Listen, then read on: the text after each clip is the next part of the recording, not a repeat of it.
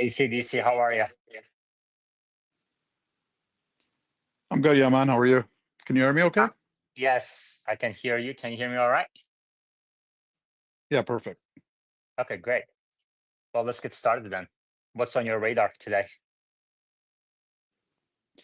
I'm just looking at the volatility today. I mean, it's been one crazy day across the board. I mean, these stocks are making huge moves. Um, a lot of them are bouncing off their lows, then going back and forth. I mean, it's kind of crazy. And also, it's kind of like the year end, and I'm been doing a lot of account reviews and stuff on my side. And boy, this just in the last month or so, the amount of stocks that have given back is just a crazy, crazy number. I mean, a lot of these stocks, and that's why we've just been kind of focused on the big flyers and just the market as a whole. But when you look at the market, and especially with the Mag 7 now reaching 33% of the market cap of the S&P, I mean, it's really scary. I mean, we're never before has such a weight been put on these seven stocks, and while all the others are kind of struggling to even keep up, so it's pretty concerning. Yeah, yeah, never before. I mean, I think some of it is warranted. You know, um, I think there are reasons why some of these stocks, like Max 7 stocks, are outperforming the rest because you do need billions of dollars, if not tens of billions of dollars, to invest in the infrastructure to develop these foundational models that adding some value, right? Like it's not like they're worthless. But at the same time, I think the questions, for me at least, my concern is more around, I think they're going to need to spend another zero. So it's not really billions of dollars, it's at least tens of billions of dollars to get to a level where it's impacting your business profitably. Like Tesla FSD today is not a profitable proposition. People say, oh, look, every time Tesla adds one more subscriber, um, that's goes straight to the bottom line, right? Um, while that is true, there's not much cost to an incremental FSD user. The fact is, you have to understand the full profitability of the software, you have to consider two things that people never consider. One, every single inference computer added to the car is several hundreds of dollars per unit, and it used to be about 1,000, but I think it's declining a little bit. Um, so somewhere between $500 to $1,000. I think if you include the peripheral components and labor and some of the machinery depreciated and everything, maybe somewhere between $500,000 per unit per car. So you're looking at 7 million cars, all have the inference computer. That's several billions of dollars that Tesla has already invested just on the inference computer side. And then now every quarter, they're spending $1 billion a quarter on the training side, right? And then you also have to consider the R&D expense that went into this. Thousands of engineers for years, several years. I mean, almost a decade that we're working on this now. And each engineer costs, let's say, 100 to $200,000 a year. So you're spending $1 million. You spend $1 million per engineer over the last decade. And let's say 1,000 engineers. That also is like $1 billion right there. And then there's opportunity cost of what you could have used those engineers for that. So at least Tesla spent more than $10 billion already in developing FSD at a minimum, if not close to $20 billion. Have they generated $20 billion of cash? No. They sold FSD, let's say average price of about $8,000, because most of the 500,000 people who bought FSD bought it at the beginning when it was like $3,000, when the hype was the highest. And let's say they spent $8,000 on average times 500,000, you're looking at $4 billion, right? $4 billion of cash inflow from selling FSD, and the number of subscribers today is extremely minimal. So you spent close to $20 billion trying to develop FSD already. By the way, I just completely ignored the development for Dojo and everything, right? You spent $20 billion and you brought in a few $1 billion on the revenue side. And that revenue, hate to tell people, but it's not 100% profit. Um, so Tesla, there's no doubt. And if anybody tells you otherwise, and a lot of people do, there's no doubt Tesla has already lost more than $10 billion lost trying to develop FSD, and the future cash inflows is uncertain. There's no certainty that Tesla will actually get to Robotaxi at this point. No uncertainty that Tesla will even get FSD supervised, unsupervised at this point. Those are uncertain. But for certain, Tesla spending billions of dollars per year on this. They've already spent somewhere between $10 to $20 billion, depending on your assumptions. My estimate is closer to $20 billion on this. So, and I think this is true across the board for Mac 7.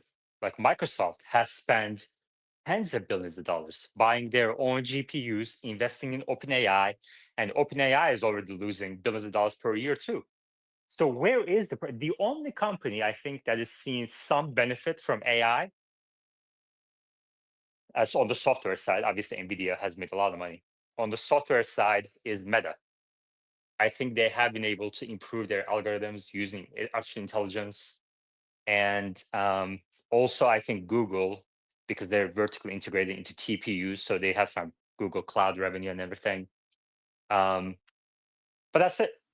I think also Amazon has been able to integrate it into their logistics and stuff, which is already pretty streamlined. So, right, any improvements are probably marginal, and maybe some on their front end, on whether it's the app or web, in terms of presentation to the customers, the consumers for buying and tracking trends and so on forth and everything, right? But I completely agree with you, and that's exactly, it's kind of like what I read out yesterday, right? I think we're kind of coming into an era of where the rubber meets the road, right? So AI can be used for two things. One is to increase efficiencies in the back end, and second is to package a product and sell it on the front end, right? The front end product is very, very minimal, and this is where these companies now have to justify all the billions of dollars that they poured into it, whether it is profitable to them, and Yeah, if it's also profitable going forward to keep investing that much into that infrastructure. yeah. I mean, I challenge any Tesla bull in the audience today to come up to the speaker board and argue that Tesla's FSD investments have been profitable so far. We can go through the numbers, and I will prove to you that everything you've heard so far about Tesla FSD efforts being profitable because there's no cost to every incremental software update, etc., is just complete bullshit. Is a complete lie or uninformed opinion. And it's just a talking point. And I don't see an end to that. I don't see how that ends. Tesla has to invest hundreds of billions of dollars. It probably tens of billions of dollars on the higher end, though. So close to the $100 billion is my estimate on the training compute and inference compute and the engineering time combined. We're looking at more than $100 billion spent. Where is that money going to come from? That money has to come from automotive industry. So if the automotive, so people say Tesla is an automotive company. I mean, I understand, Tesla has AI efforts and everything, but so does BYD. BYD is now working on autonomous driving.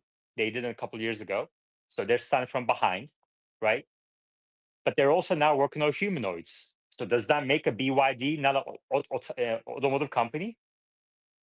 They also are vertically integrated into battery production way more than Tesla. I mean, Tesla is a customer of BYD on the batteries. So what does that make BYD? So, I don't know. Tesla today is trading above 200 PE. Okay. Tesla's price to earnings ratio today is more than 200. It's not the 130 that you see on Google Finance. And free cash flow is now trade is about $4 billion last 12-month period. It's not going to be any different in Q1 or Q4. So call it $4 billion, and it's a $1.6 trillion market cap company. So that's 400 times free cash flow. That is insanity going into a potential recession to hold this stock. And yeah, and I have limit orders to short more. So I highly, I really encourage Tesla bulls to come up to the speaker board and argue why FSD has been a good investment so far.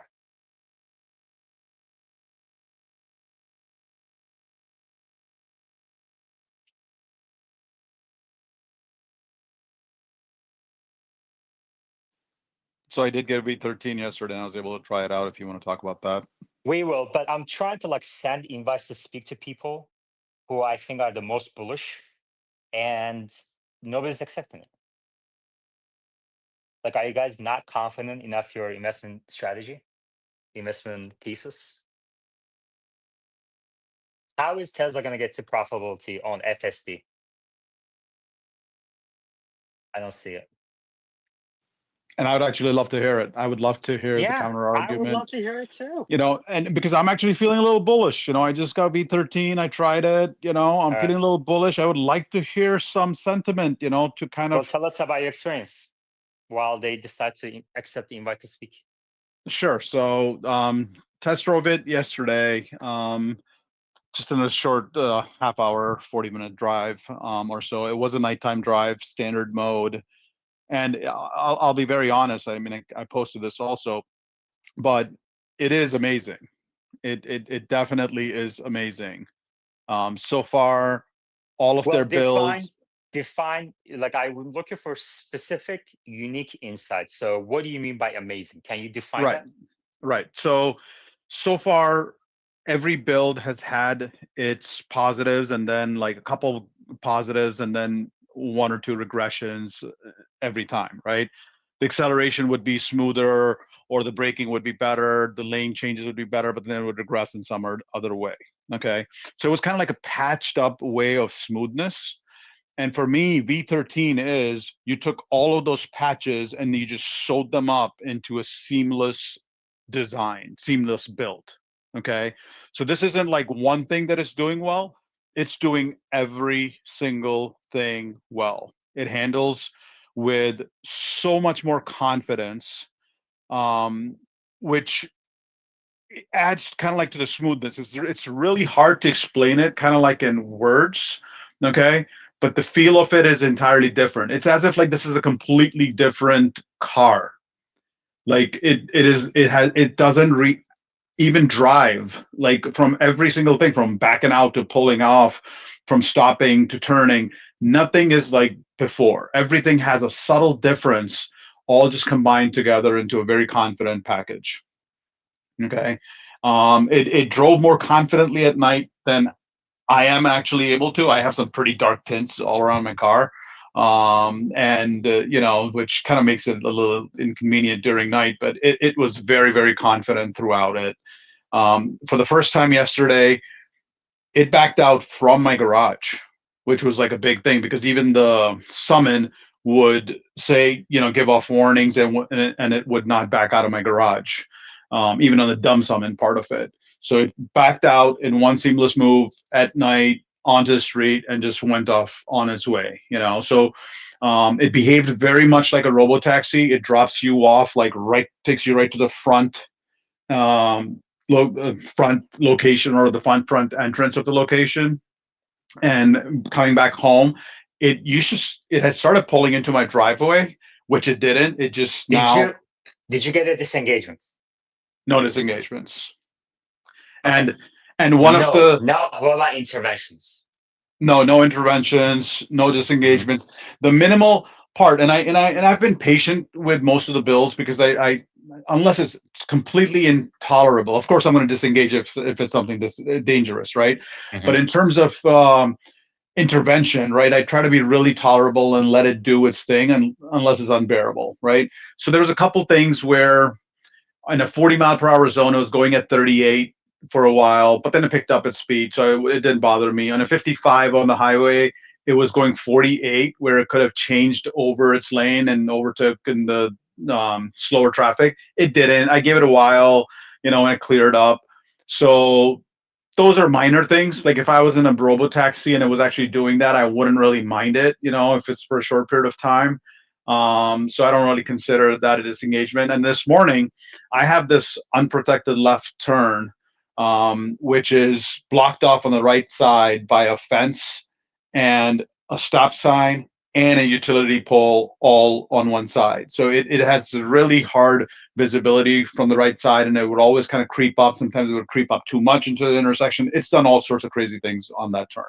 This morning, I took it for a test on that intersection during rush hour, and it handled it really, really well. Complete confidence, All right. prepped So are up. you buying shares? No.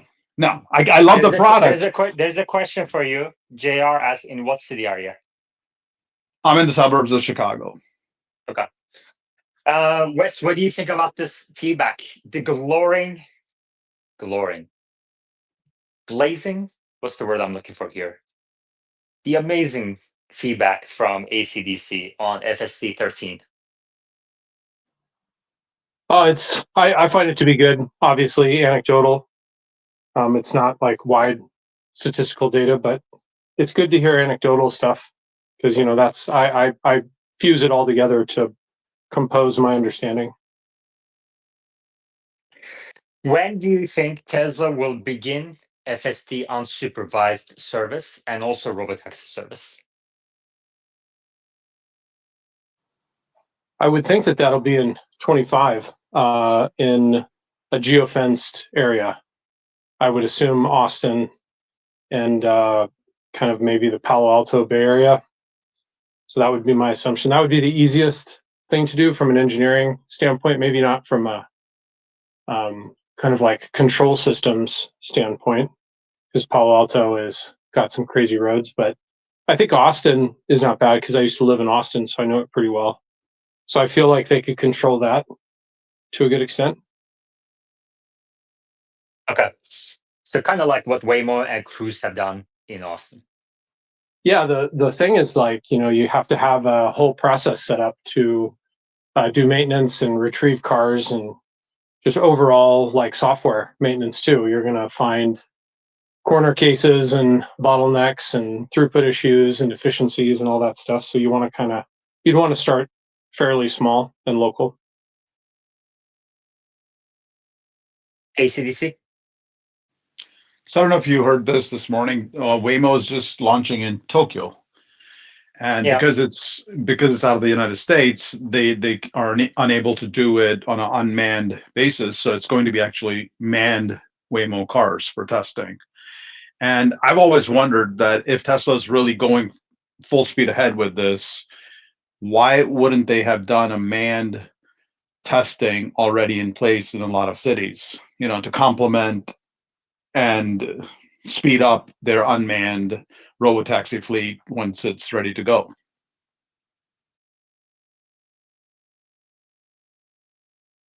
Wes?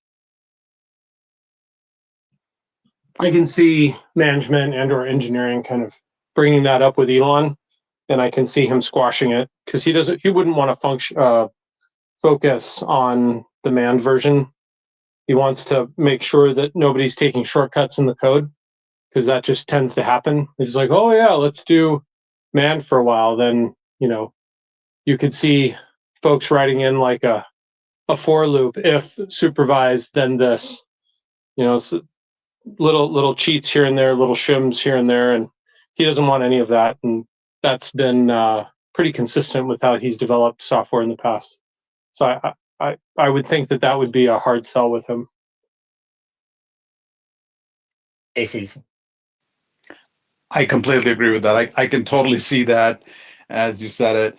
And to me, I just wonder though that wouldn't that have been the right way, right? Because in Japan, I'm sure that's going to accelerate their regulatory approval. So from that point of view, something like this would have already, put things in motion. And also, you've got your fleet, or the app, the Robotaxi app, that is also, getting worked on at the same time. So it's just something that I just think would have been a great move, and I'm surprised that wasn't already done. Wes, how much do you think Tesla has? Sorry, did you have something to say on what ACDC said first? No, I can totally see that. I just wanted to say, like, I agree with that. It's just Elon's a different bird. Yeah. Wes, how much do you think Tesla has spent to date on developing FSD, Optimus collectively? So together, FSD, Optimus, Dojo, and buying GPUs and paying engineers? I would probably say it's somewhere in the 10 to 20 billion range, and it could be higher depending on what their future contract. That's what I said. No. Were you listening to me? Were you listening? No. You were listening. You're just repeating my point, Stephanie. You're just repeating my points. points. I wish I could claim that. I literally said 10 to 20 billion dollars. That's funny. Yeah, I mean the Dojo spend is at least 5, just Dojo. And then the chips, the GPU chip data center spend is at least another 5. And so I feel like, all of the other stuff wrapped up in it, the Optimus spend has got to be in the billions somewhere. And also, I don't think Optimus in billions, but I think the inference computers that you put in the cars, 7 million cars, that's also another 5 billion. From the Optimus side, think about the contracts that have to be in place to make 10 million of these a year. Like, they have to set up that whole supply chain. That's going to be brand new. That's a big spend to ramp all that stuff up. Brand new supply chain. They didn't pay the suppliers yet. No, but the contracts, they're going to have to get those contracts in place, right? I'm just saying, like, this is forecasted. It's in their budget. Yeah, no, just spent to date. So cash outflows to date, I think about 10 to 20 billion dollars, probably closer to 20 billion. I don't see how it can be more than that, though.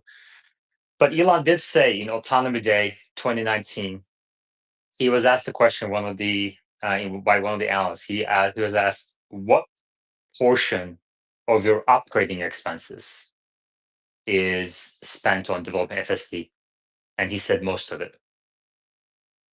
So if you consider that, then you're looking at more than 20 billion, but that's not necessarily correct. But how many engineers, Wes, do you think are working on FSD and Optimus? Somewhere in the 200 to 400 area. Interesting. That's smaller than I thought. I would have thought maybe closer to 1,000. Yeah, he's a big fan of less is more. So you just hire the best of the best and you get more out of them. And then obviously you pay them more because you need to attract the absolute top talent. Yeah. So are you willing to, I don't want to make a bet on this because that's all right.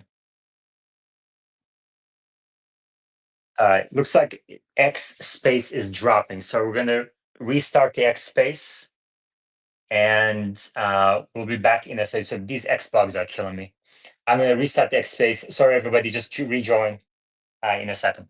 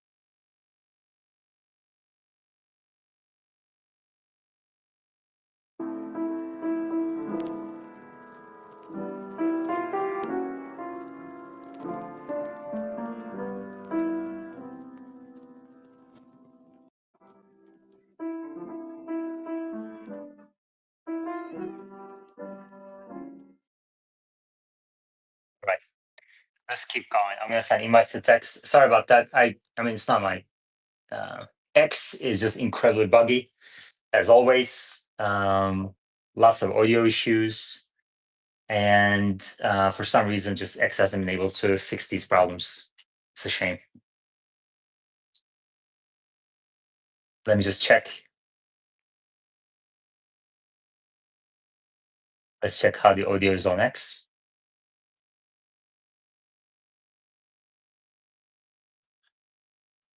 YouTube audio is perfect. So if you ever have any issues on X with audio, you can just go to YouTube and listen to it there, which I actually prefer.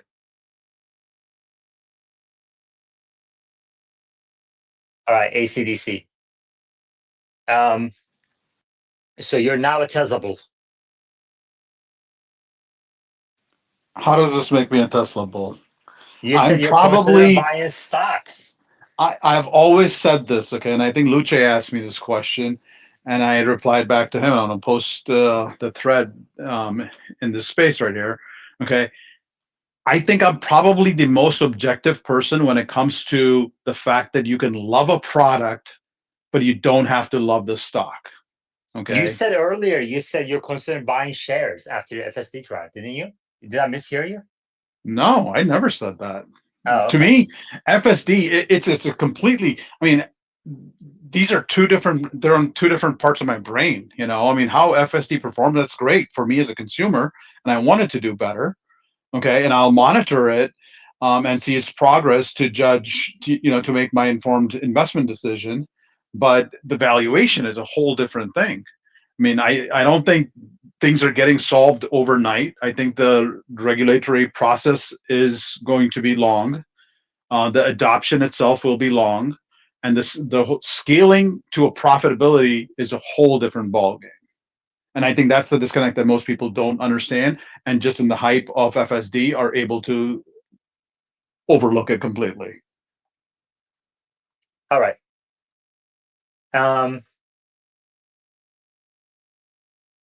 So FSD 13 is rolling out, continue to roll out. I think it's still about 2% of the eligible fleet.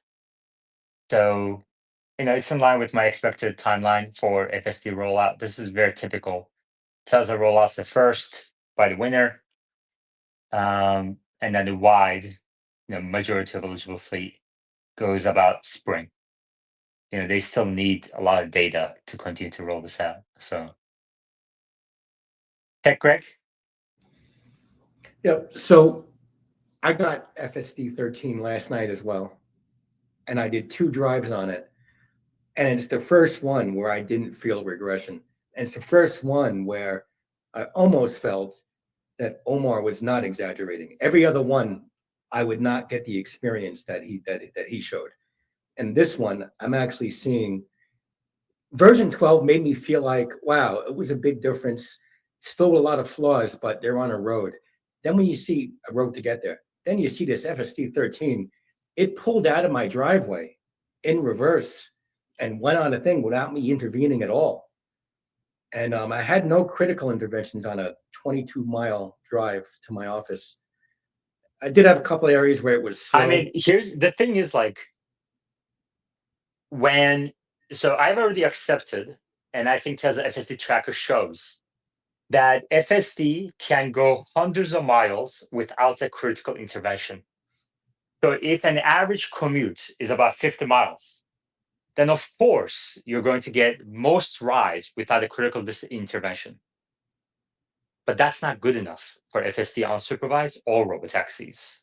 I don't disagree. And even interventions, it just felt like ACDC was saying, it just feels a lot more confident. And there were a lot less areas. I consider even hitting the accelerator to keep up with traffic to be an intervention, even if it's not critical. And I even had less of those, although I still had 2 times, like similar to what he said, was going 48 to 55, there's a little bit people behind me. So and all I did was give it a little bit encouragement, and it went. I think your issue Okay. is that you don't feel. I have a lot of issues. Well, one of the issues is that you don't feel that this Cortex data center coming up Of course not. Are you kidding me?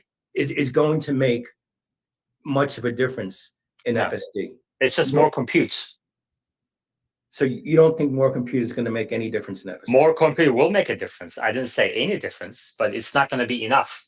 What I'm trying to say is Tesla will need orders of magnitude more training compute, which means Tesla will have to spend close to $100 billion in buying GPUs and developing its next version of Dojo, and hopefully keeping up with or exceeding NVIDIA's performance with Blackwell or the next set of platform. Well, and then on top of that, you're going to need hardware 5 and probably hardware 6 and 7 to get to FSD unsupervised. But let me go to Wes. Wes? Okay.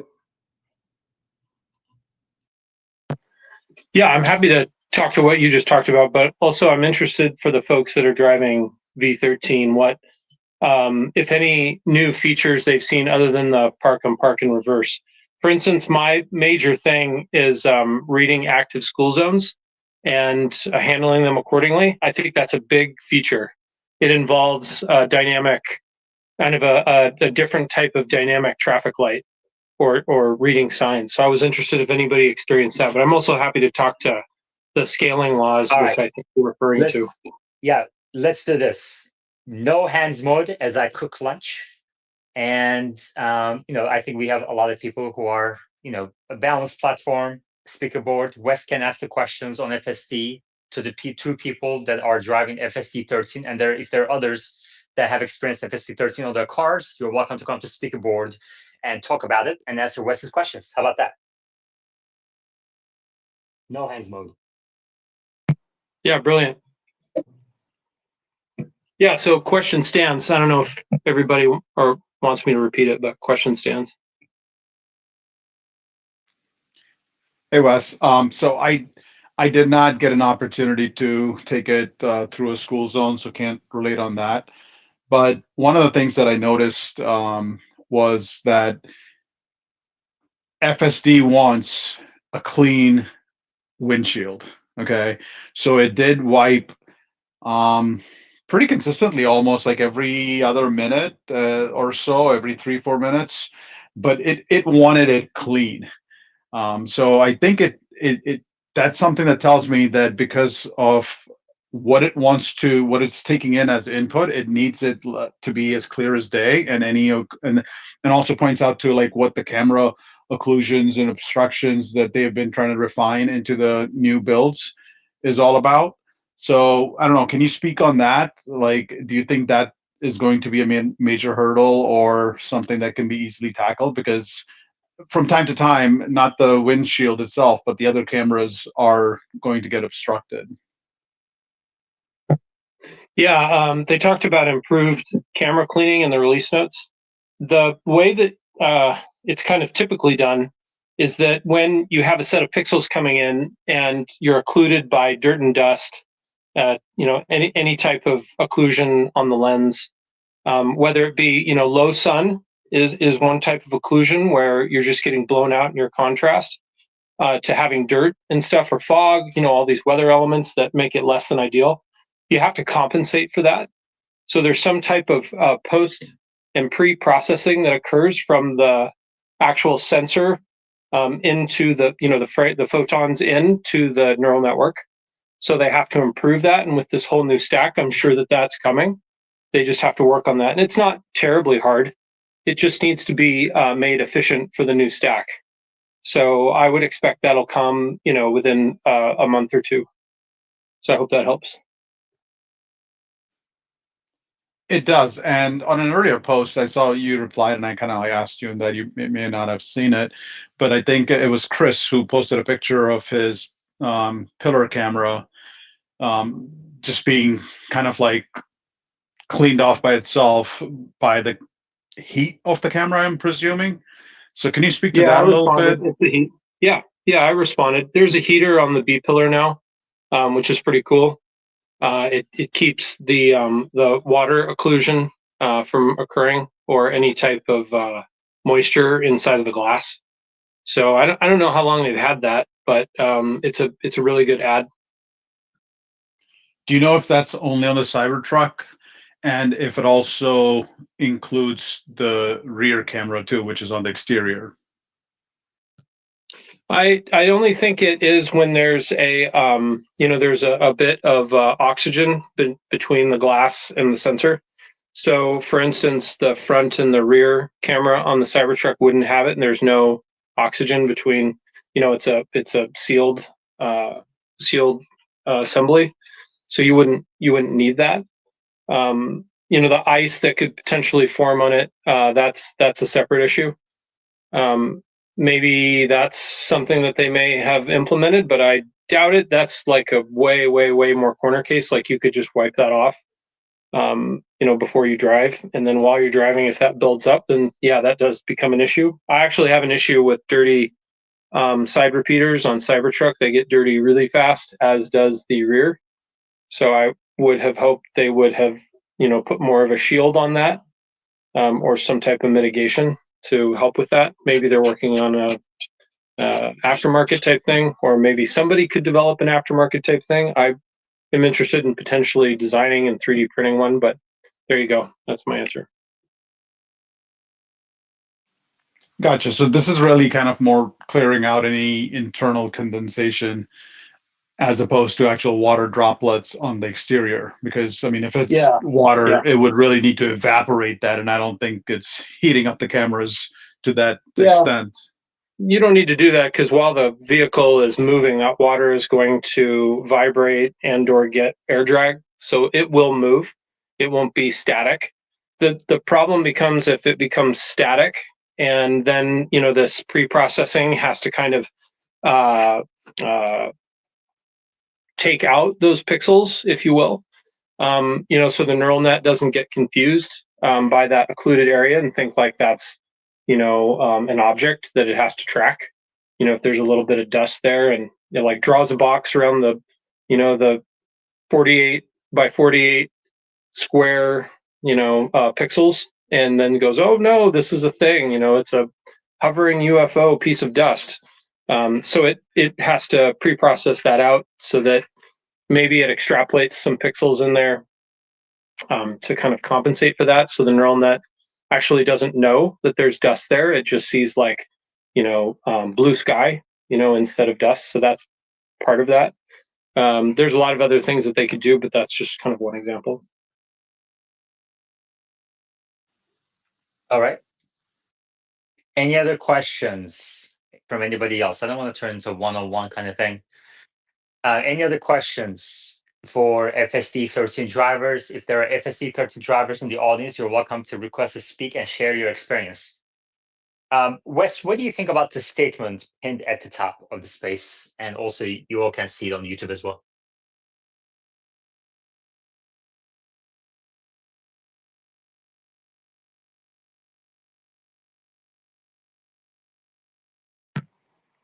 Yeah, it's interesting. If I'll take a shot at it. I think that it is limited by the success of Tesla Automotive, and that that provides money to them and also data. And potentially, when they turn this all on, like that's the whole Robotaxi fleet. And Optimus, it helps in training somewhat, but not a whole lot, I would say. The board that they have for the vehicle being an Optimus is kind of like, they just leverage that. It's maybe not the optimal design. I would think that they would optimize that board for Optimus down the road, when they go into full production.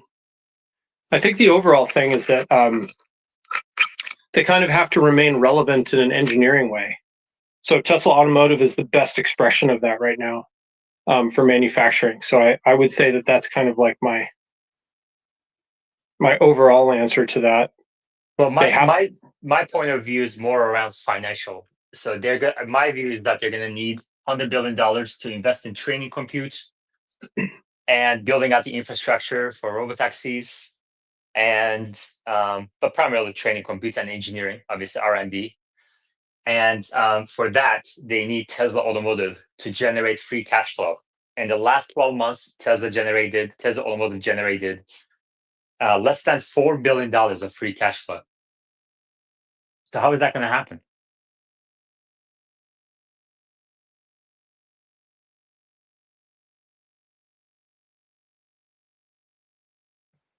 There we go. Mic is on.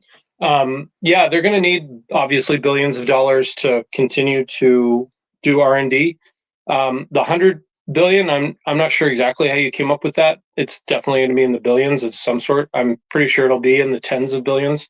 However, there's more than just scaling laws to make things better on FSD and Optimus. So there's lots of other optimizations that you can do outside of just the scaling laws, which is a general rule of thumb.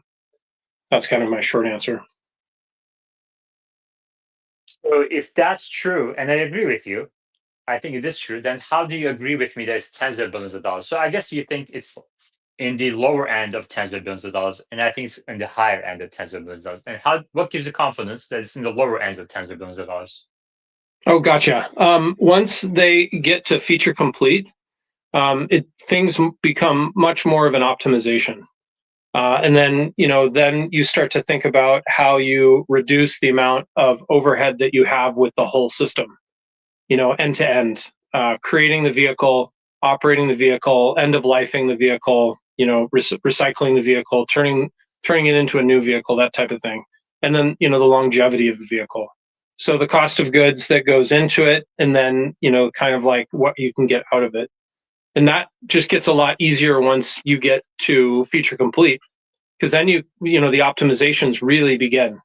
Then you can start to figure out how you can make it cheaper, faster, and better to produce, more reliability and achieve, like lower overall cost. That's why I think that'll go down by several orders of magnitude, pretty quickly over the course of a couple of years, once they get to feature complete. Yeah. But those are assumptions. Right. It's also things that I've done in the past with large engineering projects and products.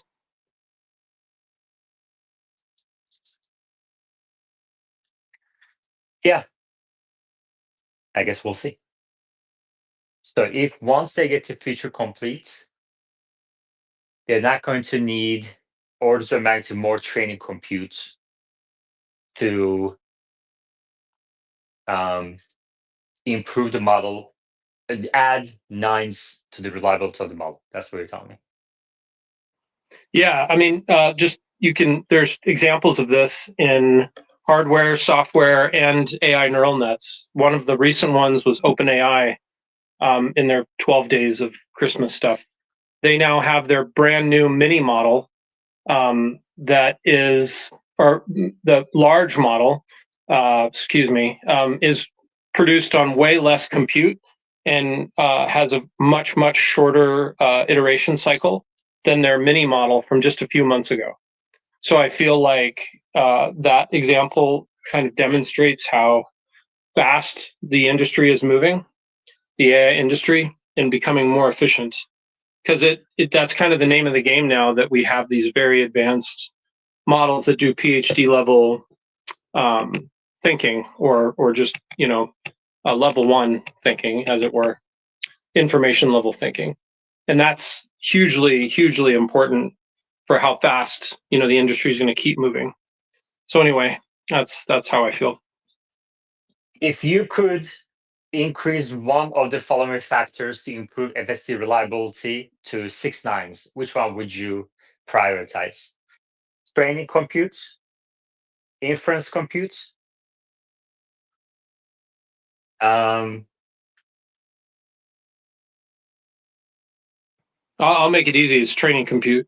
Okay. You have to get to feature complete first, and the actual model, trained model, has to get there.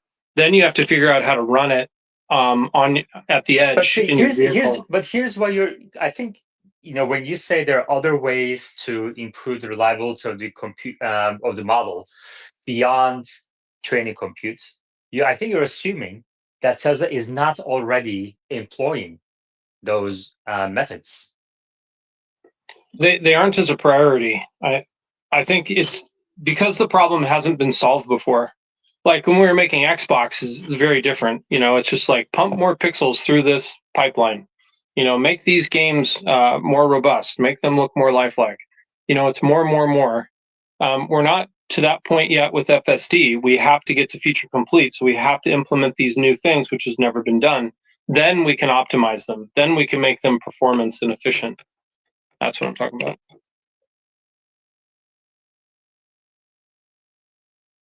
Okay. Any other questions? Wes, NVIDIA stock has dropped quite a bit in the last month, down about 15%. Do you look at technical analysis at all?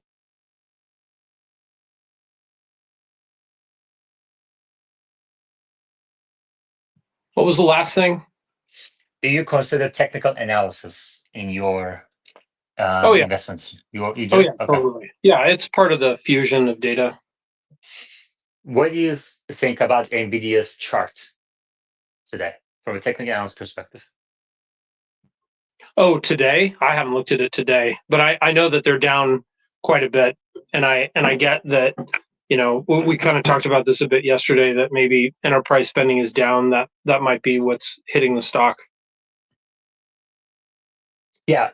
From a technical analysis perspective, people talk about head and shoulders. So I don't know if I guess you do.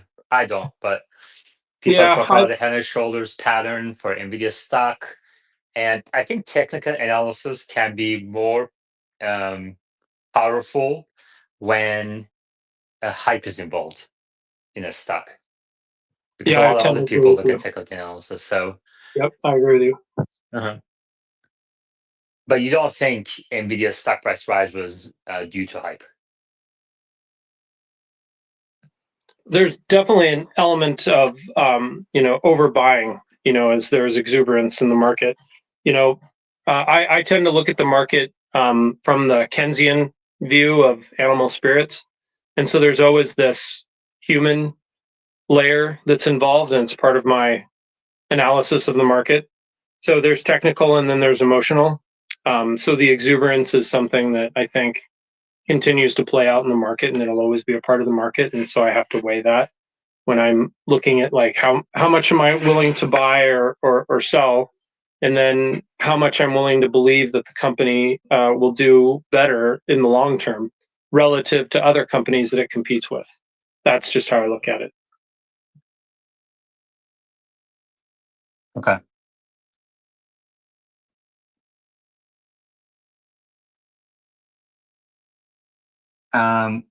We had a couple of requests to speak, but I had to check a couple of things first before I accept them. So I'll send them an invite to speak if they want to come up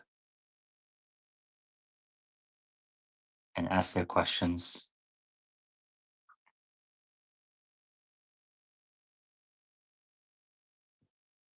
Well, I increased my NVIDIA short, Wes. And I also shorted Broadcom as well.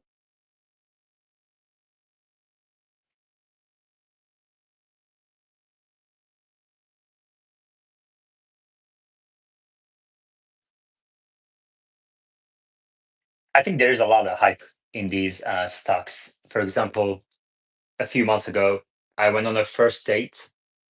On the first date, this girl started telling me about her NVIDIA shares. So I asked some questions about why she bought it, why it's going up, and she started talking about short interest and everything. I was like, okay, I don't think there's gonna be a second date here. Wes? Well, kudos that this person is aware enough to understand that NVIDIA is an interesting company. So that's a good thing. I don't know if she does. I think you're she. Okay. All right. Well, yeah. You know her better than I. I think it's important that folks realize how important feature complete is. Like that's such a huge deal. If we can see that running on AI4, then with the largely the finish line, it can start to really come in focus. It's an important, very important milestone. We're not there yet, of course. ACDC? I was actually going to ask you a question, but a quick question for Wes. Do you think, in your current estimation, that they could get to feature complete on AI4 and then maybe possibly optimize it to get to unsupervised? Yeah, totally. Yep. The time frame is the sticky wicket, though. That's the problem. And while AI 5 is in development and it's going to have, you know, larger compute footprint, larger resource footprint, that also like might not be enough without optimizations. So it's these optimizations that are always done in part before a build is actually released. It's important for folks to realize that, you know, no build goes out with zero optimizations. There's always code optimization and memory optimization that's done prior to a build going out. Christopher.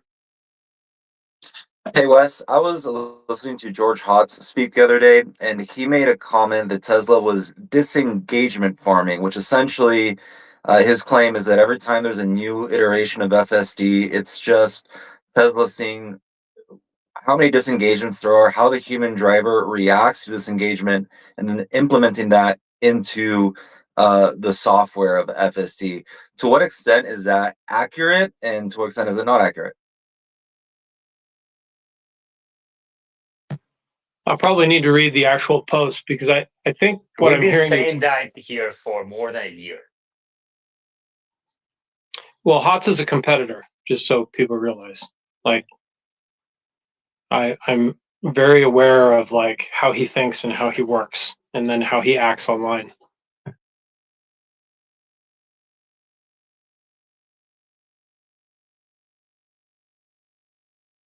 I mean, Tesla has a chicken or egg problem here.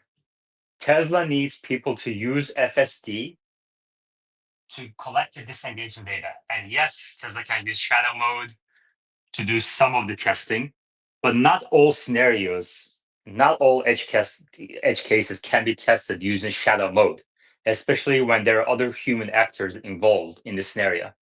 For complex, you just can't be certain with simulation or shadow mode to test and validate FSD. So you do need disengagement data. And it is correct that the more FSD improves, the farther it's going to be to collect enough data that you have statistically significant results and enough scenarios. Like, for example, if you're trying to improve something around inclement weather, you're going to need disengagement data around inclement weather. So I think, yeah, let's go to Wave. Hi guys, question for Wes. What do you think is preventing the FSD team to implement school zone? And do you have a short list of feature complete that is required before you define it as feature complete? I really couldn't hear you very well. I heard something about the definition of feature complete. Yeah, the first part of it, I'll walk outside. I'm inside of a Starbucks, so I didn't want to disturb others. The first part of the question, It's already way better. Yeah, say it again. yeah, I just walked outside. So, the first part of the question was the school zone. What's preventing the autopilot team to implement that? That seems, and as someone that has children and grandchildren, it seems like it should be really high. And what's preventing that technically? And do you have a feature complete list that you can share with us? Yeah, I responded to Chris Dirty Tesla a couple days ago with the list. It's pretty basic. It's park on park reverse, which they have planned. They haven't talked about active school zones. That's a big deal. Handheld stop and slow signs. The gestures from police, not as important. Largely, I think that they've already done that with their VRU detection. You know, if what they really have to do with police is like understand that it's like a they have to understand the intent of like what's happening. You know, that there's somebody standing in the middle of the road. That's the important bit. Largely, like that's kind of it. The do not enter the no right on red, I realize that those are illegal moves. I'm worried much more about safety critical stuff. I think that they haven't implemented it because it hasn't been a priority. There's a lot of potential false positives because the amount of different types of school zone signs, some have lights, some don't, some just have text, some have times, some, require you to like know the school schedule, which is absolutely ridiculous. So there's a ton of false positives and false negatives wrapped around that. It's a hard problem, once you start thinking about all the things that the human has to do to process that. So I feel like they don't want to be actively liable for that. They might also be very well like mapping out where these school zones are, and they may geofence them out. That could be an option if they go to unsupervised, without like a larger geofence net. So that's kind of how I think about it. I mean, there's another aspect of it, which is that's a feature that you have to wait until you have incredible reliability, because you cannot risk even one disengagement that is missed by the human driver, because you're killing children, and that will end your program. So I think that's a primary reason why Tesla is slow to roll out. Highly critical. Wes, go ahead. So just to be clear, like when there's actually like people on the side of the road, this happens all the time where I live. There's a lot of people that walk on the side of the road. Like it already slows down for them and detects them early. It does that. So I'm not terribly worried about how it acts in a active school zone when children are actually present and they're like actually there.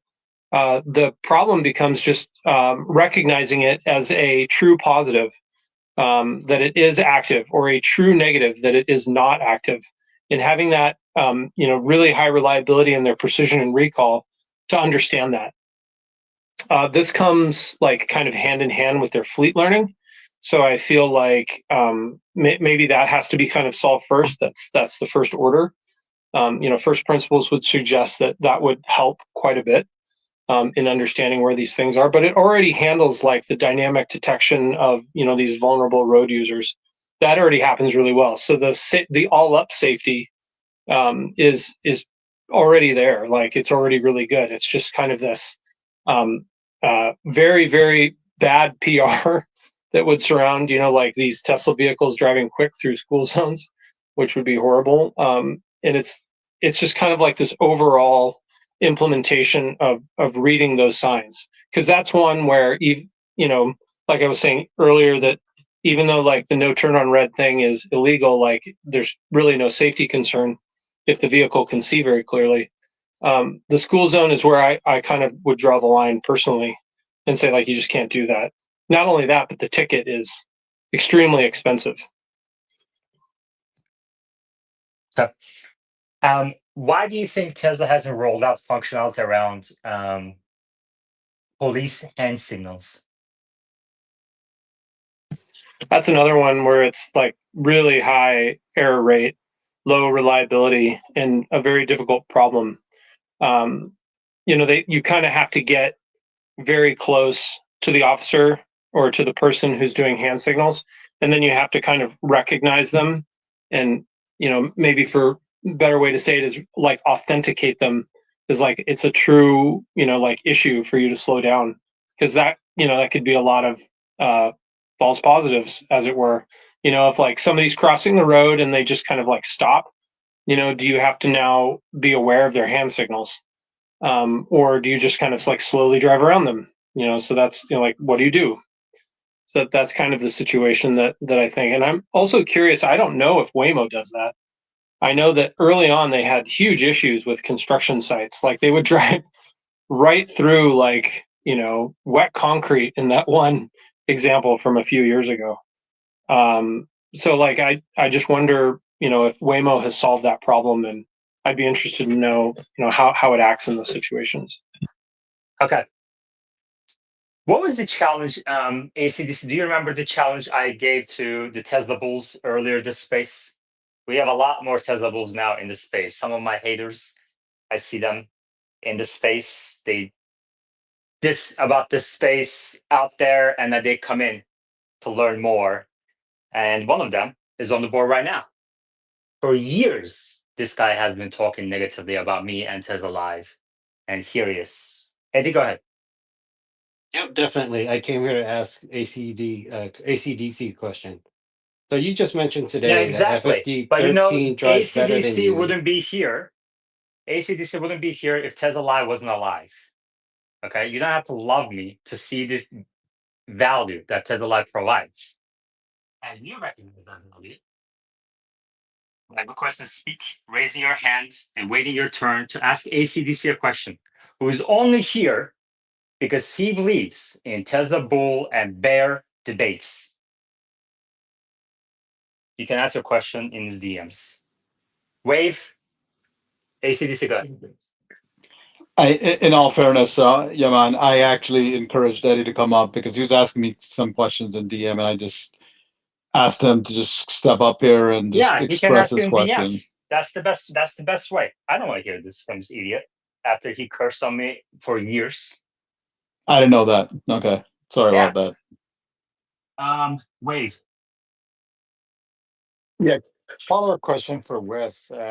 Technically, what's preventing the FSD team with the hardware for the new cameras to be able to read back to the school zone sign and at least use it as a training set where it would pop up on the screen, school zone slowing down, and then we could disengage it saying, no, this is not a school zone. It appears that they're not even leveraging the same way they're leveraging all the other disengagement training that's going on. Yeah, it's a good question because it's a hard answer. I think it's a multi-level problem, and I think they need some aspect of fleet learning to be involved in this. They might also need a way for folks to like kind of authenticate, that it's done the right thing or done the wrong thing. What I do when I go through an active school zone and it, isn't slowing down, I make a recording and let them know. I annotate that data so that they know that that's a true miss. But I don't think they've implemented the feature yet. I would hope that there's some type of a spec on this, though. So technically, I would say that it's a complex problem. It might be multi-level. They might require fleet learning to have kind of like this higher level reliability before they implement it there. The other side of that is this, like robust reading of street signs, which they don't have yet. So technically, that's very difficult. They can't just do like a basic text reading type thing because they'd have to pull out certain areas of intents out of that, and they'd have to read every single sign that they come across, like on the back of buses or billboards. Like you don't want to be reading all of that, so they have to figure out a way to understand like area of intent to pull out the right text to read and process. So that involves more a layer that I don't think they've implemented yet. So that'd be a whole new layer of the model potentially.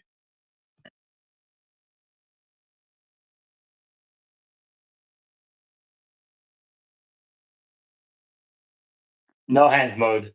Wave, go ahead. Do they have a layer that, from a geography standpoint, since schools are brick and mortar and it takes a long time to be built, and once it's built, it's going to be known as a fixed object, or at least the vicinity. Sorry, I think you're back in Starbucks again. I couldn't quite hear you. Yeah, I'll walk out. I was just wondering if they had some kind of a layer where the geofence, since it's brick and mortar, schools don't necessarily change that often. Yeah, that's map metadata, and I think Elon's trying to move away from that somewhat.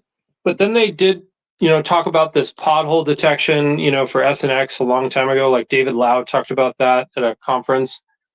And so I don't think they've implemented that yet. I haven't seen that on my X. So I don't think that's actually happened. So I'm not seeing any real good, hard data around fleet learning actually being used in the field. To say like, hey, like this particular road segment, going this direction on this road segment, like, avoid this thing at this spot.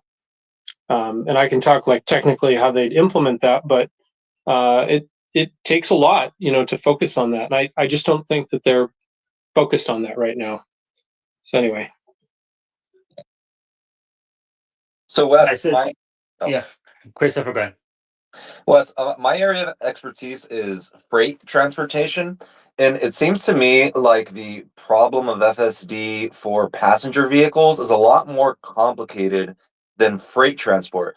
Is there a world where route A to B starting at a factory going to a port or a rail yard for semis, for a Tesla semi, say, comes before passenger FSD because it's so much more simple. You get to a yard, an operator gets on the truck, takes to pick up the load, and then sends it on its way with FSD. It seems like there's less variables for that use case than there is for a passenger vehicle. Yep, totally agree. It's Crash force is higher. Crash force is higher on a semi. That's not going to happen. That's why Waymo canceled their service, trying to develop that, or some other company. There were projects trying to do highway for logistics, but you can't because if there's an accident, then the likelihood of a serious injury is much higher. So that's why they canceled it. Yeah, highway of course has fewer, but you're going at a much higher speed on average. And with a semi, you also have the issue of that's why Waymo started city streets, and that went on to highway after that. So, and even Tesla started FSD on city streets, and that went on to highway. Sorry, Wes. Yeah, and Mercedes actually has a level 3 system that's been operating in Arizona for like maybe more than 5 years now. I don't know how many routes it has. You might be more familiar with it than I am. But at the end of the day, it's just not the thing that Elon wants to solve. So he's the visionary of the company, and he's focused the team on generalized autonomous, for residential or like normal car drivers. There's also some news around Mercedes level 3. I think, let me just get the exact wording here, but let me see the news here. Mercedes-Benz approved for 95 kilometers per hour level 3 autonomous driving in Germany. So this used to be, we heard from many Tesla bulls, many Tesla influencers day after day that Mercedes autonomous driving system, even though it's level 3, it's limited in this and that way, etc. And one of them was that it was speed limited. And now that speed limit has increased. How many of these Tesla influencers have let you know that the speed limit has increased? I bet you 0. Mercedes-Benz has updated its conditionally automated driving system Drive Pilot and has received the approval by the German Federal Motor Transport Authority. The upcoming sales release is in early 2025 in Germany. This update makes Drive Pilot the fastest certified system for conditionally automated driving in a standard production vehicle. With this latest upgrade, Drive Pilot can be used in flowing traffic up to 95 kilometers per hour under certain conditions on the entire 13,191 kilometer long German Autobahn network. And so time and time again, we're seeing the limitations, the reasons why these other autonomous driving developers are going to be limited in the future against Tesla's Robotaxi network. Those limitations are declining. And at the same time, Tesla is pushing to improve the reliability of its end-to-end FSD software. Right now, as far as I can see, it's uncertain who's going to scale to tens of thousands autonomous driving network. And I think hundreds of thousands, or at least millions, is not going to be needed anytime soon. And Waymo has increased above 1,000 vehicles. And there are other efforts around developing autonomous software as well. So There's a lot of moving parts. And I would love to have some of these Tesla bulls come up here and explain why they believe Tesla will be the first to hundreds of thousands or millions of vehicles, autonomous vehicles. Wes, what do you think about this news that Mercedes-Benz speed limit has been increased to 95 kilometers per hour? I think that's great. It sounds like, I don't know what it was exactly before, but if they're increasing it, then they've done something to improve the whole system end to end. And I want to know if it's purely software or if it's hardware too, like a new generation of hardware. It's interesting. I appreciate you bringing it up. Marcus Schaefer, member of the board of management of Mercedes-Benz Group AG, chief technology officer, says, with innovative technologies from Mercedes-Benz, we always want to offer our customers added value. When Drive Pilot is activated, it is possible to concentrate on other things while the car takes over the driving task. With further developed version, which has now been certified by Germany's Federal Motor Transport Authority, this is also possible at 95 kilometers per hour in Germany under certain conditions, which is about 60 miles per hour. It makes me very proud that the world's fastest system for conditional automated driving is coming from Mercedes-Benz. I'm confident, so no new information there. Cars with Drive Pilots that have already been built get the update for free, either via the internet, over the air update, or during a visit to the workshop. Optionally available on 2 luxury saloon car ranges, S-Class and EQS. So I challenge everyone in this space to tag one person who will let you know this news.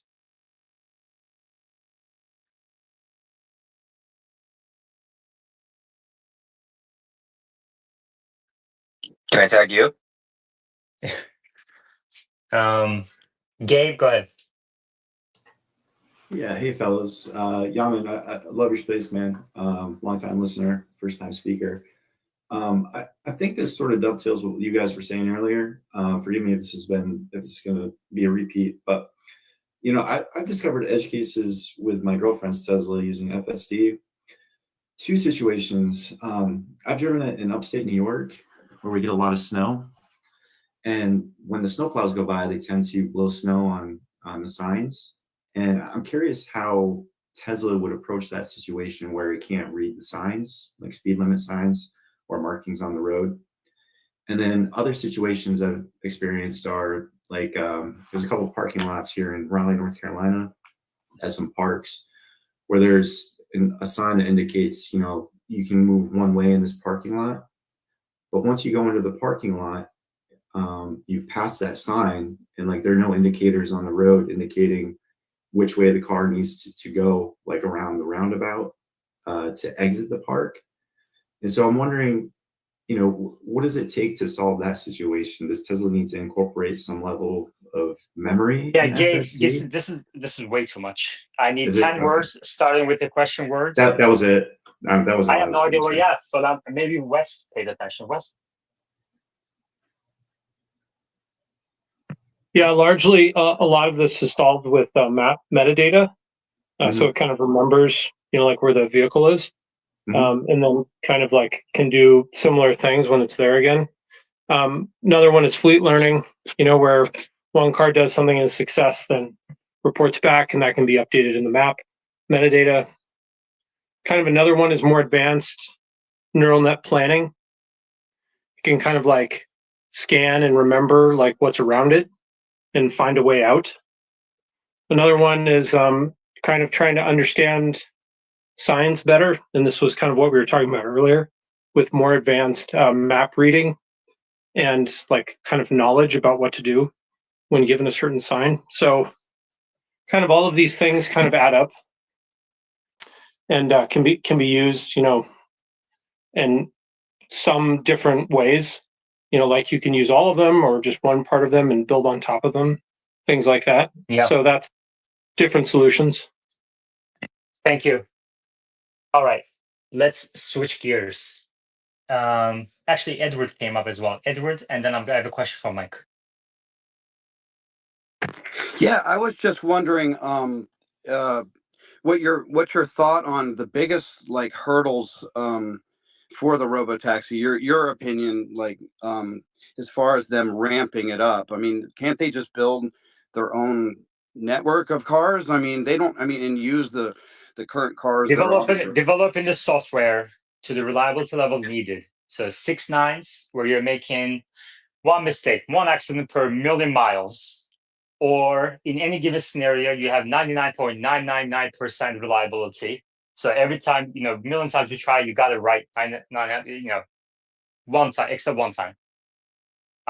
That's the problem. And I think for that, you're going to need orders of magnitude more training compute. Wes disagrees with me on that. So we have a difference of opinion here. Obviously, Wes has way more, experience. He worked for Google developing TPUs as a product manager. So, and he worked at Tesla as well. So maybe I'm wrong, but Omar also agrees with Wes on that. But past data shows FSD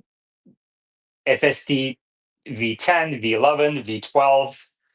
We heard all the same things that we hear today about FSD 13. And still, FSD 13 progress is exactly as I've predicted it. First release winter, Q4, now rolling out to 1-2% of the owners. It's going to roll out to most of the fleets by spring.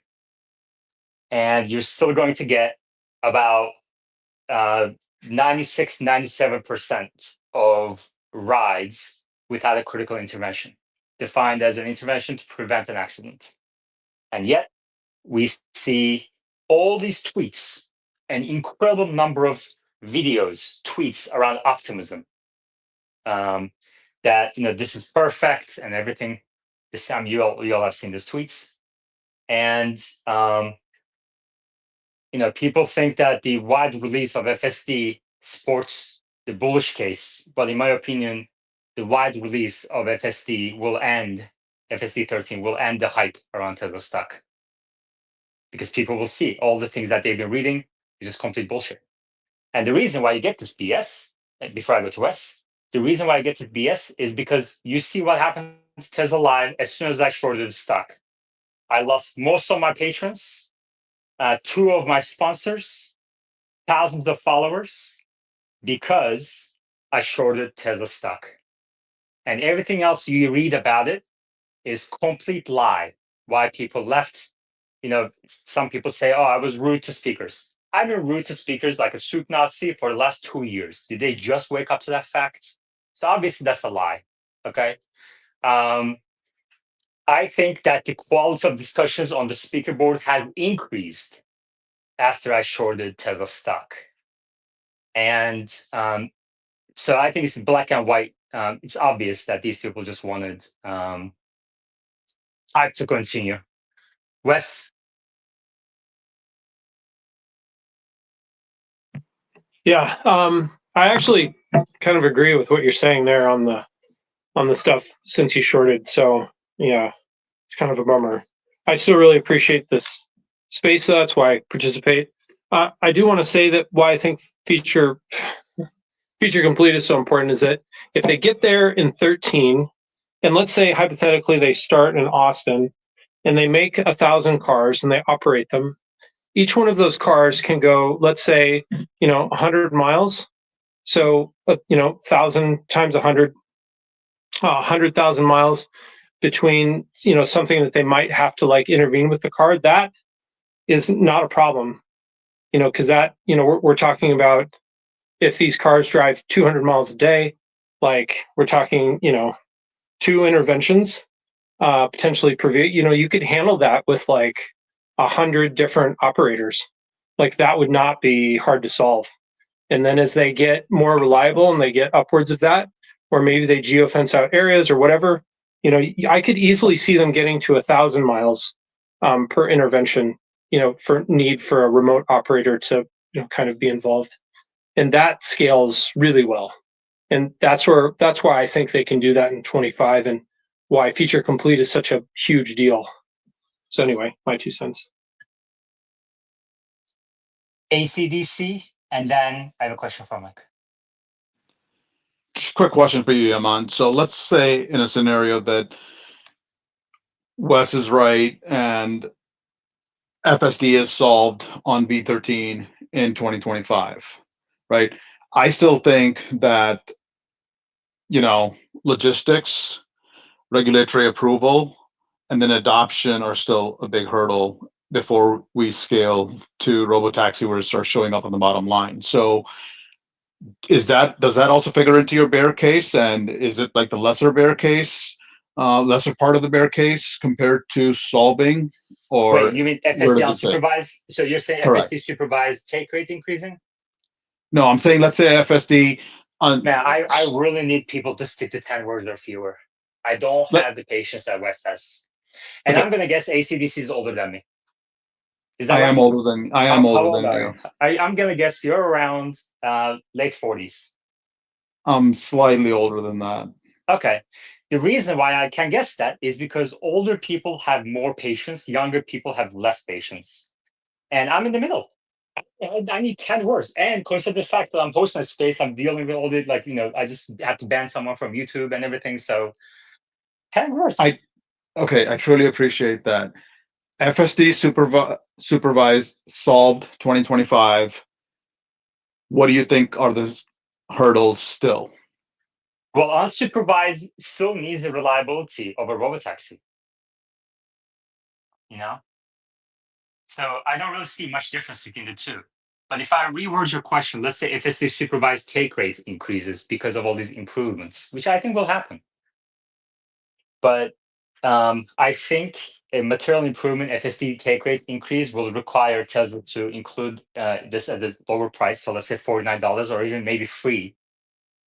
And I think that will happen eventually. I think FSD will be included in all cars for free. I mean, essentially today it is included in all cars for free because you have all these free trials that never expire.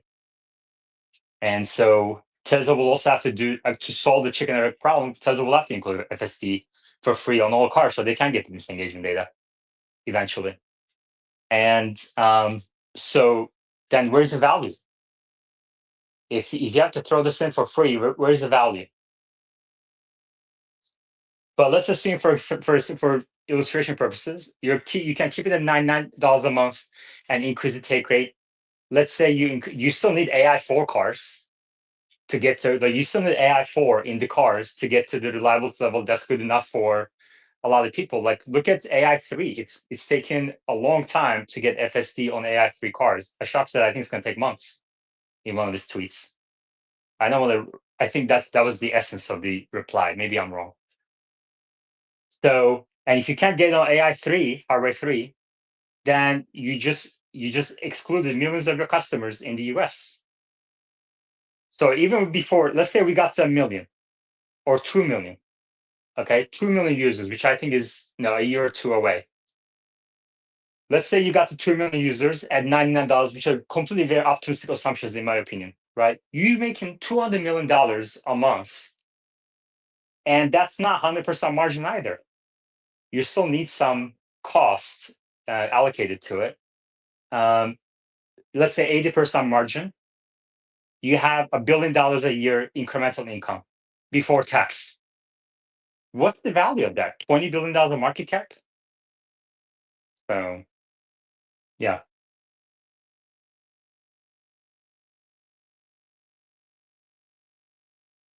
All right, question from Mike. Mike, what do you think about Carvana? So anything else on Tesla? We have about half hour to go. Anything else on Tesla, guys?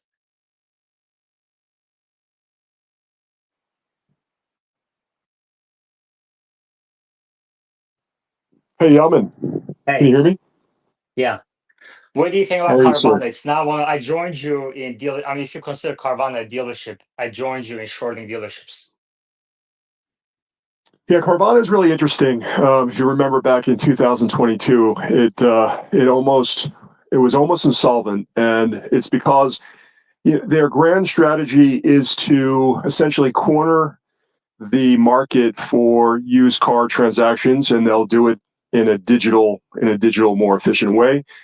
So that means basically buying as much used car, primarily internal combustion engine automobiles, and putting it on their digital website to create as much liquidity in the used car transaction market. So it's wonderful. It looks like an incredible business. If they get the scale before the clock runs out, it could potentially be worth more than what it's worth today, $50 billion, which is insane in my opinion. But if the clock runs out on combustion engine vehicles, the demand for them, used car combustion engine vehicles, it will rapidly become insolvent given this exponentially increasing inventory. So I wouldn't short the stock because it's a short-term versus long-term dynamic. But out of the money puts is kind of the way I'm kind of expressing this thesis. But I do think, given their overarching strategy is to build the biggest marketplace of ICE cars possible, I do think it'll be insolvent at some point. Just don't know when. Does Carvana do anything that CarMax cannot do? Well, CarMax has all of this fixed infrastructure, very expensive infrastructure. They are going omni-channel, trying to replicate what Carvana is doing, but not at the same scale. That's not their goal. It's a different dynamic. They're profitable. They're optimizing for profit, gross profit per vehicle. So they're not really building the most inventory. I think, if you're growing a balance sheet, because it takes a lot of debt to build that inventory, and then they hold a lot of equity in some of the securitizations. Carvana, there's kind of a different aspect to our Carvana that's, borderline fraudulent.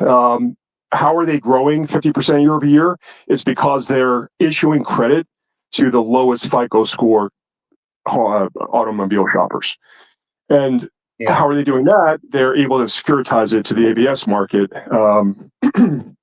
because there's appetite for that today, just as there was appetite for subprime home equity lines of credit back in 2006. But the problem with used cars, and I think what the ABS market is not aware of, is that there's a floor when it came to real estate property values.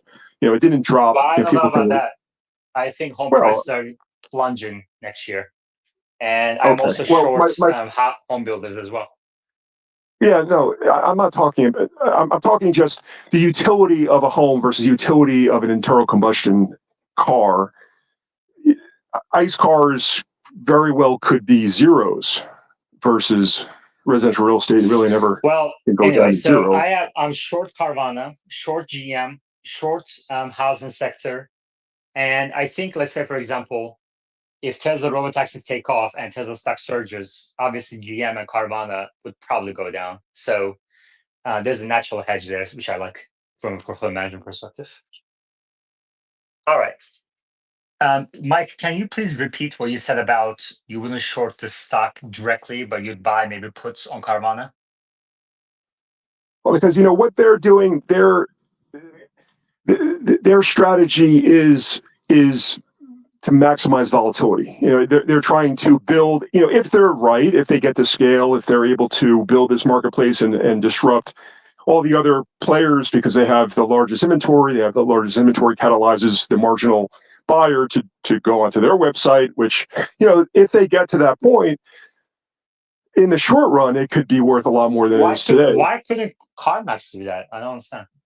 Well, they have that fixed infrastructure, and the market's kind of demanding from CarMax profitability, just as retailers competing with Amazon. As Amazon was scaling up, the investor did not demand profitability from Amazon. So it's a huge advantage that Carvana has. I don't get it. So CarMax today has more product diversity than Carvana. Is that correct? Product diversity. What do you, more inventory? Yeah, not more inventory, which is not a good thing, by the way. That's another red flag when I hear these Carvana bulls tell me that they're trying to have more inventory. How is that a good thing? You want to be as efficient as possible. Ideally, you want to have zero inventory. If Tesla could perfectly forecast demand at any location, just assume for a second, take it to the limit, assume for a second, you would have zero inventory. You would just produce it. Raw materials would come in, product goes out, directly delivered to the customer at that location. So I don't understand how this like more inventory is a bullish argument. That's like more need for working capital and more risk around changing consumer tastes. That makes no sense. And more financing need for that for that inventory. So what I'm guessing what they actually mean is more product diversity. So I can be confident when I go to Carvana.com that I'm going to find the vehicle I want. But why couldn't CarMax do the same thing? But value analyst, they're booking $7,000 per car in gross profit. Carvana. So think about that. okay, That's, where does that go on the net income? Where is that? Where's that on the net income? It's outrageous. I mean, where is that in the net income? What happens to that gross profit? What happens to that gross profit? It just disappears in operating expenses. Well, it's in financing. Where is the operating leverage? They're pulling some sort of financing scheme to where they're booking all of the potential cash flow into the current period in gross margin. I don't know if that's necessarily true because I don't think that would be accounting wise. Don't they do the back end from a different privately owned company? Anyway, I only know. Sorry, I don't know you. First time speakers are limited to asking questions. ACDC, go ahead. I'm not sure where that 7,000 is coming from. I thought their gross profit per unit was more around 3,000, 3,500 or so. I read 7,000. So if I got it wrong, pardon me. Yeah, again, first time speakers are limited to asking questions for that very reason. And then that was a question. Now, the other question I have is about Tesla. So let's just say Musk gets everything he wants. Isn't the take rate on the current FSD around 2%? Or is no, that it's higher. It's higher than that. Is it higher? So, but how would the take rate change if they're already selling the product in the market? What would government regulation have to do to, what impact would government regulation have on the current take rate, regardless of whatever the number is? FSD government regulation is not limited factor. FSD is already approved. Anybody who has the Tesla can get in North America. Thank you. ACDC. I just wanted to talk to that point that I don't, and I think you mentioned this, and maybe you got my 10-word question wrong, Yaman, but I'm not accounting for any FSD take rate increase or anything as a valuation metric. Okay. For like V13 for me, instead of paying 8,000, I would actually pay $10,000 for it. Okay. But I don't think the mass people out there would pay even $6,000 for it. Okay. Exactly. So I don't think this has an improvement. They pay right now. We know how much they pay. Right. An average person pays about $2,000 for FSD. If Tesla dropped the price to $2,000, then maybe you'll get a few more 100,000 people. But are they going to do it? I don't think so.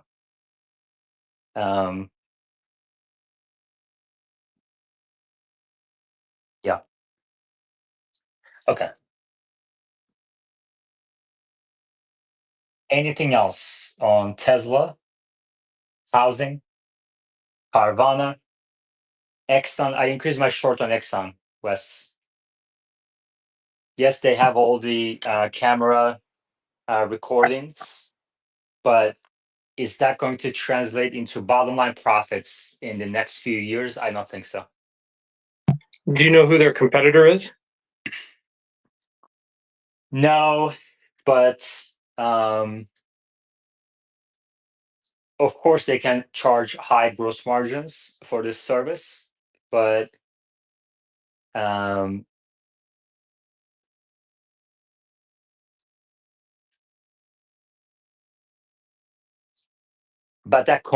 not a change in competitive landscape, right?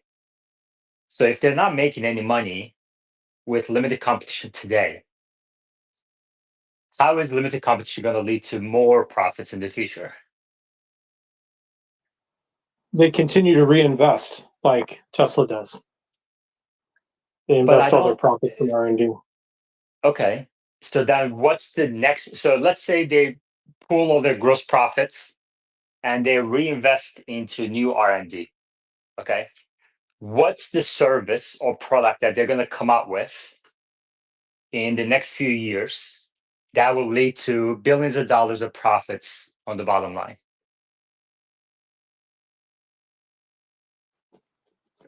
I can actually think of a couple. I think the more important thing, I mean, I can go over that if you want. What would you want to hear? Yeah, yes, please.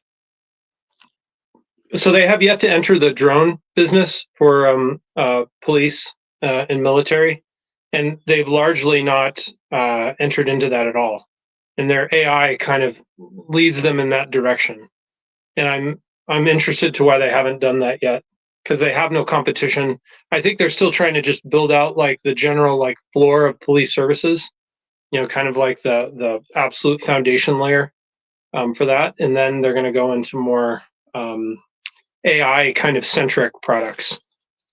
Yeah, I mean that's great, and I think I wish them well, obviously, but there is no, like I don't really see the maybe I'm not that knowledgeable about the company, but I don't really see a clear path to billions of dollars of profits, which is what they need to justify this valuation.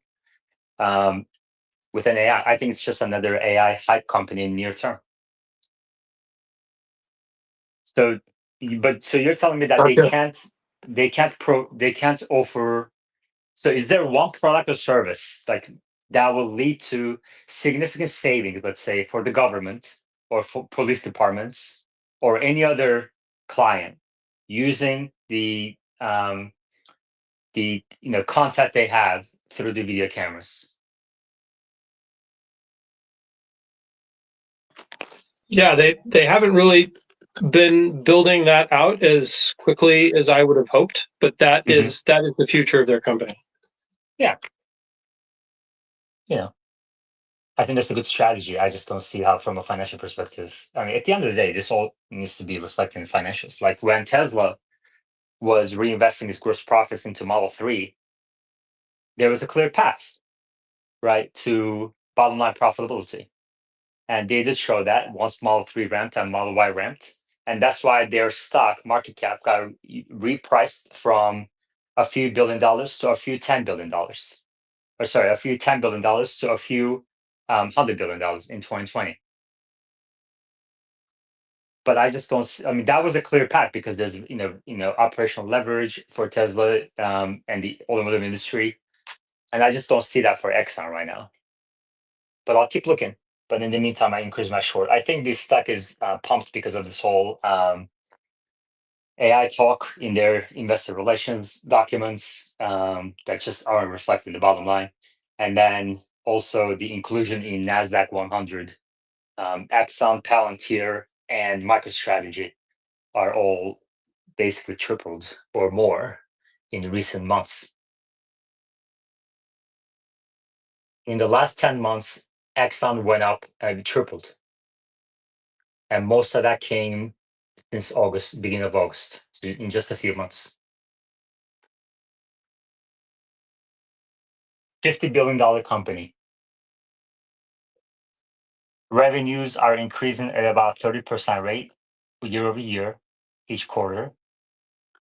And net income is a couple $100 million in the last 12-month period.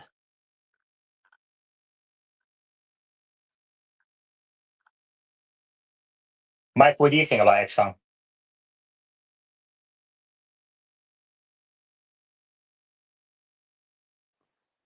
I think they have access to a lot of data, a lot of valuable video data.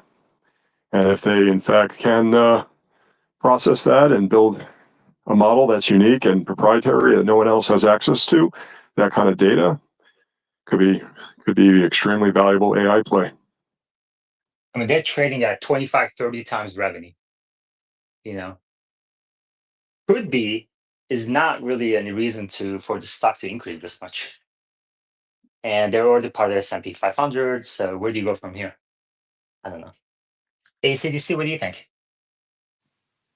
I think it's AI hype. We're still people are still trying to find the gem for AI and the lesser known ones. I mean, Nvidia's been in the AI space for a long time, right? So people kind of get tired of it and the trade kind of gets overrun. And now people are just hyping up these new stocks. I mean, there's absolutely no reason you can justify such a valuation, even if they are able to capture that market. How much revenue does that market generate then, right? And even if it's recurring, it's great revenue, but does it justify this valuation? Exactly. I don't The think TAM so. also isn't very large. I mean, government contracting, it's big and everything, but it's also not very large. Correct. I mean, as far as I know, don't they already have a huge market share for what they provide? So, and if you're not making money with that huge market share, good luck. I don't know. But obviously, it's a company that does great service for the society. I hope they succeed, but I just don't like the stock. ACDC. I just posted this. I'm not sure if you heard this. It just came out about an hour ago. Honda and Nissan in merger talks. I don't think it's a material news. I think there's going to be industry consolidation. I just don't think it's material news. Good luck to Nissan short stuff. That's one reason I don't really short these companies too much. Like some of the like Nissan. I think that stock is up quite a bit today, right? Or it popped when the news came because of the short interest. Nissan stock was up about 10, 11%, now up about 8% after the news. So especially buying puts on a company like this is tough call. All right, let's go to Amy says, let's see. Dr. Coco Banana is just not handling my Tesla short very well in YouTube live chat. And Chef Joe says, the charts don't lie, another technical analyst. Right now, it's about levels and Tesla is not anywhere short. And Amy says, I didn't think NVIDIA was a short either, but Yaman called it.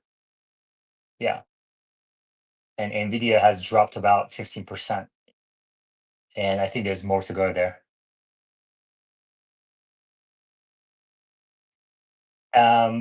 Although Tesla stock, I don't think is the same thing as NVIDIA. I think Tesla stock is more, I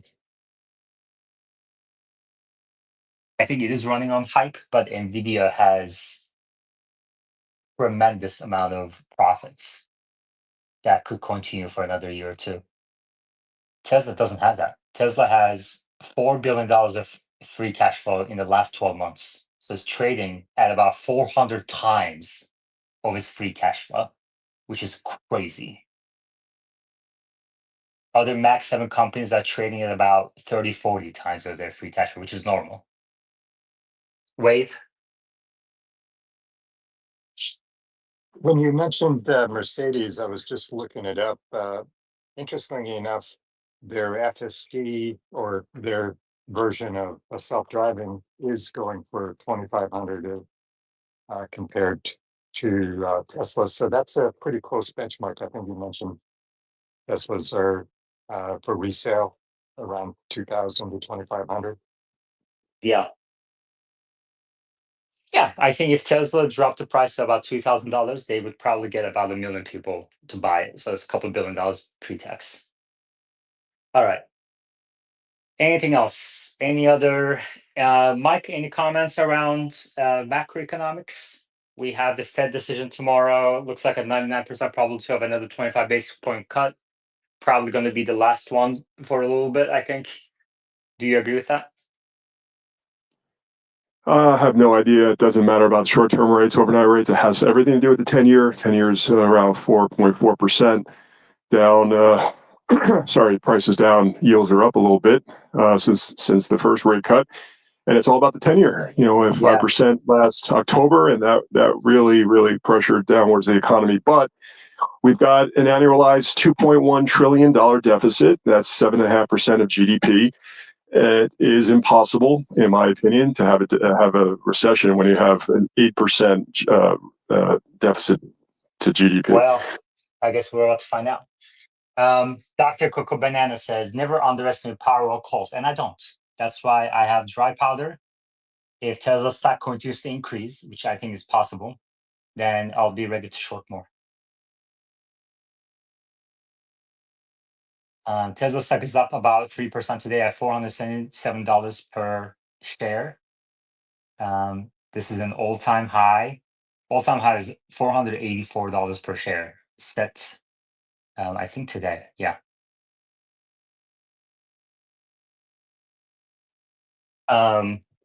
Mike, I think it's not impossible to have a recession with a high government deficit spending.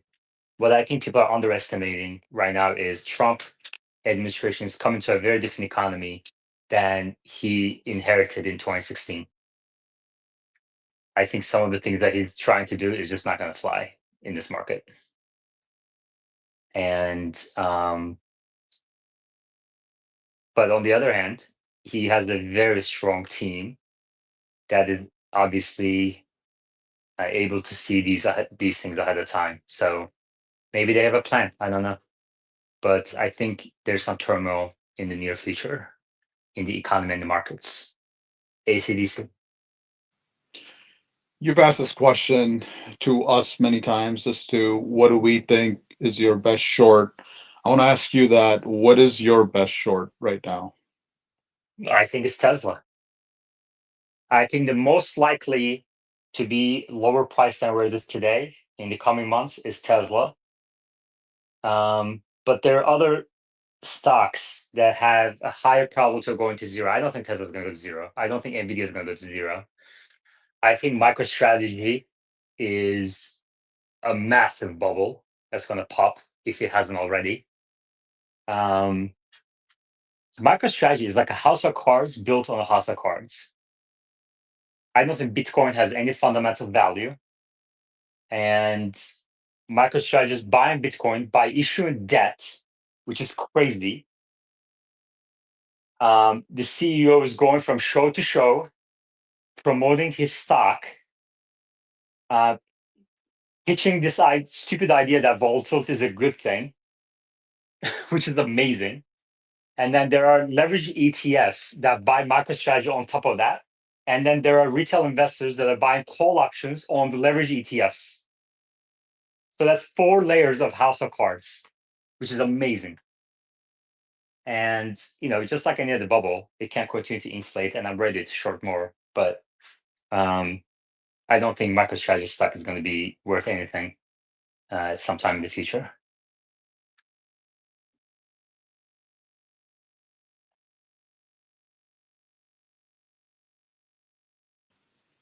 Do you remember MicroStrategy stock back in early 2000s?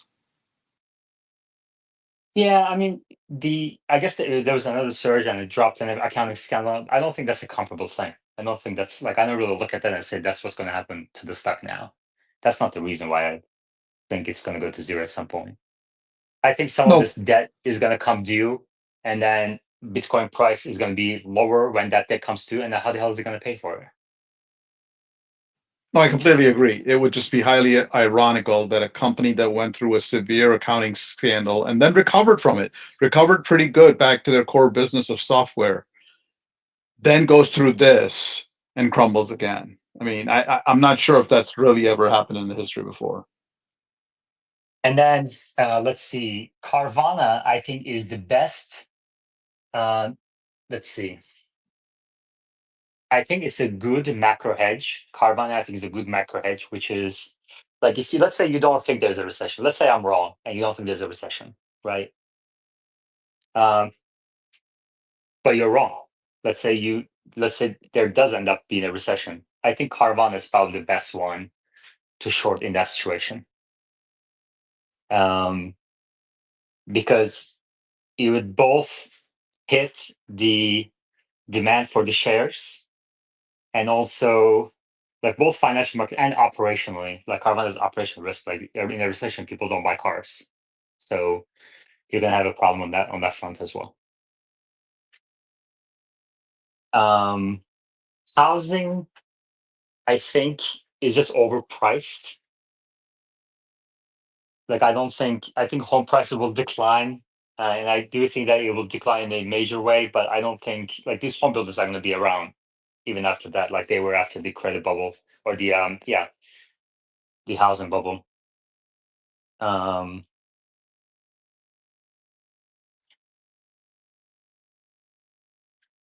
let's see. And your What short else? on Toll Brothers is already, I mean, worked out because Toll is down almost 20% from its peak recently. Right. I think Exxon and Palantir are, I think they're run by good teams, and I think those companies will be successful and very material in the future. But I think the stock price is completely detached from fundamentals of those businesses right now. I think they're trading more like a meme stock than anything else. I also had initially like some small positions like Lemonade or EOS or like I have a Rivian short. Like Rivian has the risk of, let's say, for example, like Trump, let's say, initiates like replaces EV tax credit with domestic manufacturing credit. Rivian would be a beneficiary of that.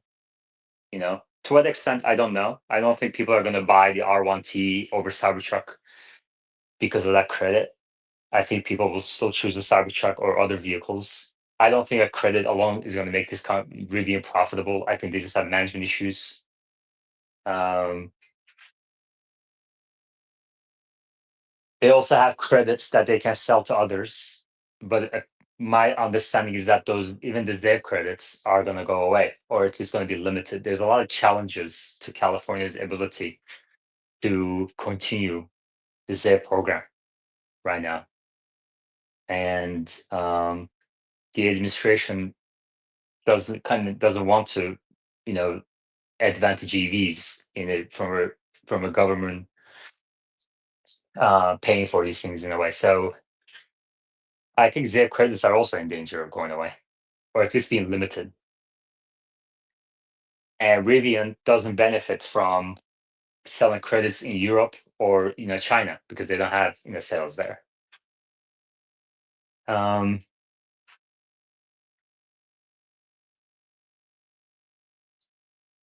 I don't know. I'm trying to do a portfolio approach to these things and limit my positions and everything, but so that's kind of a rundown. I think Tesla stock is probably the most, like in the shorter term, Tesla stock is probably the most hyped one versus the others. I think the others may take a bit more time to play out, but Tesla is just, it's doing what it usually does. All option manipulation. That's what it is.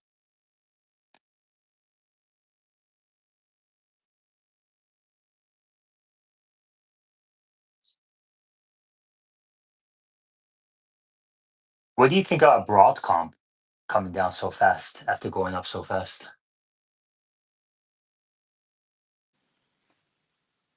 I think there's a lot of NVIDIA money chasing Broadcom coming out of NVIDIA into there.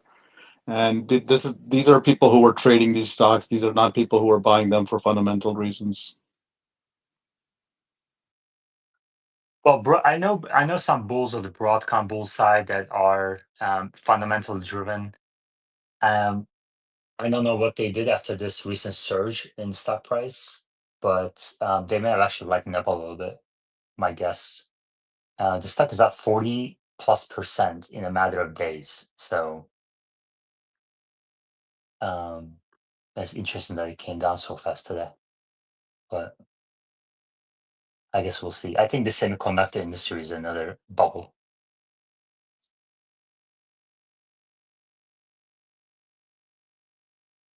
Any other questions, comments? Otherwise, we're going to end the space in a couple of minutes. Digital? Oh, hey, Yaman, how are you doing? What's your question? I was wondering, I just kind of wanted to push back a little bit about Carvana because I think in a recession, a lot of people will want to get rid of excess cars that they may have in inventory, and people will be looking to buy used vehicles instead of new, right? I mean, yeah, I don't think that's right. Okay. Like I don't think the number of used vehicles sold will only go up on an absolute basis. I think used car market will probably do better than new car market on a relative basis, but That's not real what matters here. Yeah, I don't know. The company did very well in the last little mini recession we had. Okay. So are you a Carvana investor? Yeah. Okay. So you're saying the company did really well in the last recession, but that's because, as you know, personal transportation was in high demand because of COVID. So that's like last recession was a typical recession. And are you also a Tesla investor? Yes. Okay, so what happens to Carvana's service demand for Carvana services when Tesla achieves Robotaxi status? Well, that's a good question. I don't know. Okay. What percent of your portfolio is in Carvana? Just a small portion. I have a much larger position in Tesla. Okay. ACDC?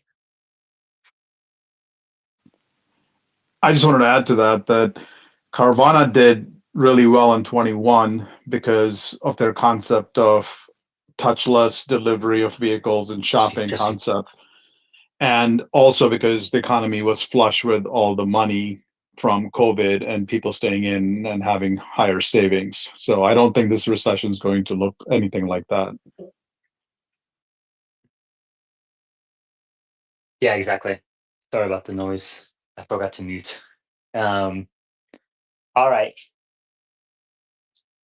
Anything else? These spaces are no longer recorded on X. If you want to listen to the recording from the beginning, you have to go to YouTube. Don't forget to give it a like and dislike it if you're a hater, which is fine too. We have a lot of haters now. Right? That's the way it goes. All right. Let's call it a day. Thank you very much, everybody. I'll chat with you all tomorrow. Take care. Thank you, Yaman.